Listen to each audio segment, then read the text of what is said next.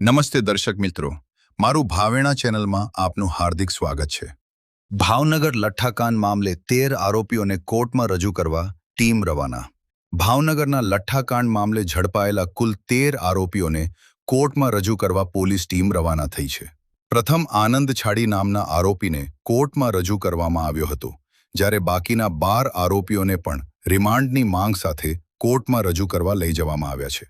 આરોપીઓના remand અંગે કોર્ટમાં હવે કાર્યવાહી હાથ ધરાશે। અહેવાલ હર્ષભાઈ રાવલ, ભાવનગર।